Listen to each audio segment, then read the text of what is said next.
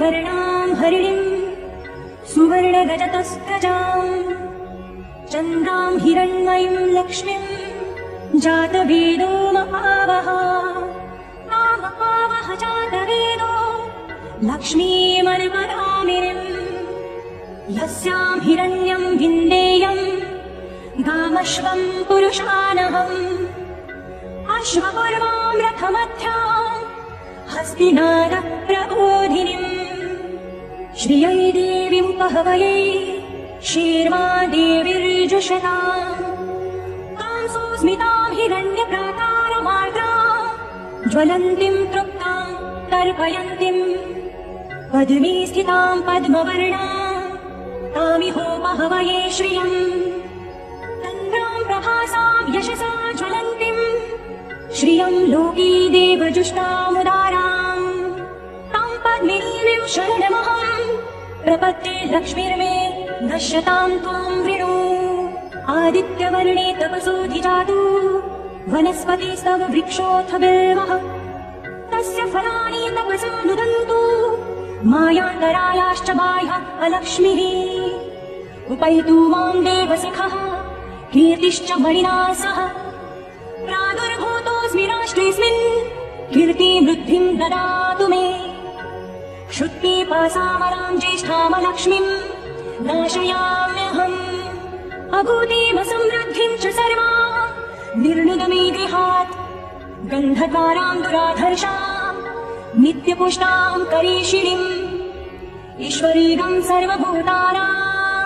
तामिहोपहवये श्रियम् मनसः काममापूतिं वाचः सत्यमशीमहि पशूनां रूपमन्नस्य मयि श्रीः श्रयतां यशः कर्दमेन प्रजा भूता मयि सम्भ्रम कर्दम श्रियं वासय मे कुले मातरं पद्ममालिनीम् आपः सृजन्तु स्निग्धानि चित्रितवस मे गृहे निच देवी मातरं श्रियं वासय मे कुले आर्द्रां पुष्करिणीं पुष्टिं सुवर्णां हेममालिनीं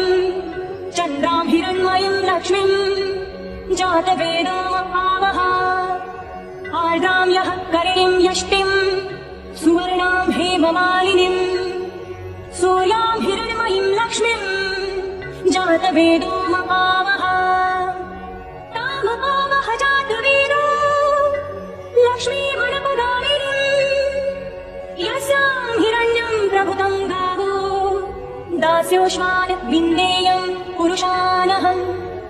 यः शुचिः प्रयतो भूत्वा जुहुयादाजमन्महम् सूक्तं पञ्चदशर्चं च श्रीकामः सततं जपेत् पद्मानले पद्मकुरु पद्माक्षी पद्मासम्भवे त्वं मां भजस्व पद्माक्षी येन सौख्यं लभाम्यहम् अश्वदायी गोदायी धनदायी महाधने धनं मे जुषतां देवी सर्वकामाश्च देहि मे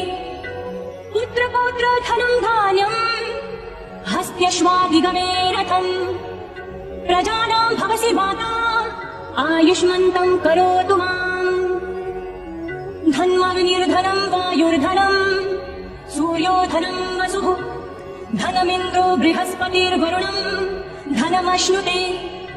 वैनतेय सोमं पिबतु वृत्रः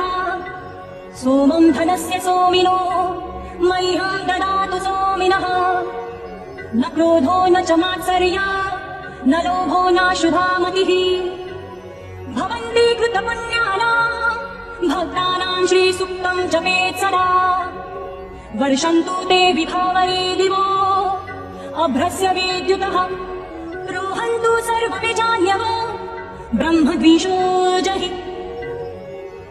पद्मप्रिये पद्मिनी पद्महस्ते पद्मालये पद्मदलायताक्षी विश्वप्रिये विष्णु मनोनुकुले त्वत्पादपद्मं मयि सन्निधत्स्व या सा पद्मासनस्था विपुलकटितटे पद्मपत्रायताक्षी गम्भीरावर्तनाभिः स्तनभर नमिता शुभ्र वस्त्रोत्तरीया लक्ष्मीर्दिव्यैर्गजेन्द्रैर्मणिगणखचितैः सदापिता हेमकुम्भैः नित्यं सा पद्महस्ता मम वसतु गृहे सर्वमाङ्गल्ययुक्ता लक्ष्मीं क्षीरसमुद्रराजतनयां श्रीरङ्गधामेश्वरीम् दासीभूत समस्तदेवा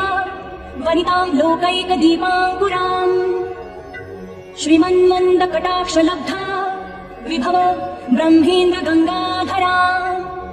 त्वां त्रैलोक्य कुटुम्बिनीम् सरसिजां वन्दे मुकुन्दप्रियाम् सिद्धलक्ष्मीर्मोक्षलक्ष्मीर्जय लक्ष्मी सरस्वती श्रीलक्ष्मीर्वरलक्ष्मीश्च प्रसन्ना मम सर्वदा वराकुशौ पाशमभीतिमुद्रा करैर्वहन्तीं कमलासनस्थाम् बालार्ककोटि प्रतिभां त्रिनेत्राम् भजेऽहमाद्यां जगदीश्वरीं त्वाम् सर्वमङ्गलमाङ्गल्ये शिवे सर्वार्थसाधिके शरण्ये त्र्यम्बके देवी नारायणी नमोऽस्तुते नारायणी नमोऽस्तुते नारायणी नमोऽस्तुते सरसिजनिलये सरोजहस्ते धवलकरांशुक गन्धमाल्यशोभे भगवते हरिवल्लभे मनोज्ञे त्रिभुवनभूतिकरे प्रसीद मह्यम् विष्णुपत्नीं क्षमां देवीं माधवीं माधवप्रियाम् विष्णोः प्रियसखीं देवीं नमाम्यच्युतवल्लभाम् महालक्ष्मी च विद्महे विष्णुपत्नी च धीमहि तन्नो लक्ष्मीः प्रचोदयात् श्रीवर्चस्य मायुष्यमारोग्यमाविधात् पवमानं महीयते धनं धान्यं पशुं बहुपुत्रलाभम् शतसंवत्सरं दीर्घमायुः ऋणिरोगादिदारिद्र्यपापक्षुदपमृत्यवः भयशोकमनस्तापा नश्यन्तु मम सर्वदा य एवं वेद ॐ महा